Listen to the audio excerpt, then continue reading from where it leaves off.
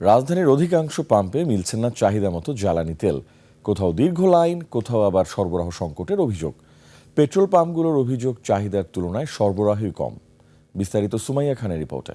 Niacinamide ও salicylic সমৃদ্ধ lily face wash যা ফেসের ডেড স্কিন সেল দূর করে দেয় দ্বিগুণ ফাস্টার ব্রাইটেনিং। সরকার দাবি করছে তেলের মজুদ পর্যাপ্ত রয়েছে, কিন্তু পাম্পে গিয়ে দেখা যায় ভিন্ন চিত্র।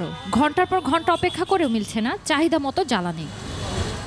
খামার বাড়ি থেকে সিরিয়াল দিছি কালকে দুপুর 3টায়, সারা রাত এই জায়গায় ছিলাম, এখন এই পর্যন্ত আইছি। অপায়কে তেলের গাড়ি আইছি কালকে 4:30টাতে এই পর্যন্ত এই জায়গায় আসি, এখনো সিরিয়ালে আসি, তেল সবাই নামাইতেছে।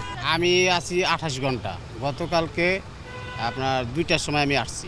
ফুল দিলে আমরা 1 সপ্তাহ পর্যন্ত আমরা চলতে পারি ভালো।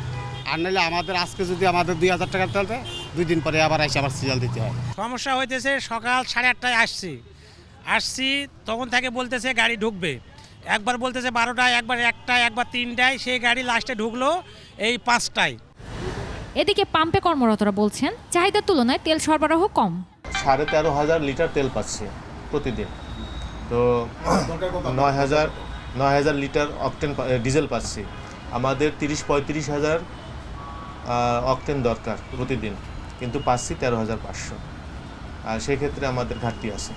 মধ্যপ্রাচ্যে চলমান যুদ্ধের কারণে যে জ্বালানি সংকটের সৃষ্টি হয়েছে তার প্রভাব দেশে প্রকট আকার ধারণ করেছে, যা শেষ কবে তা জানা নেই।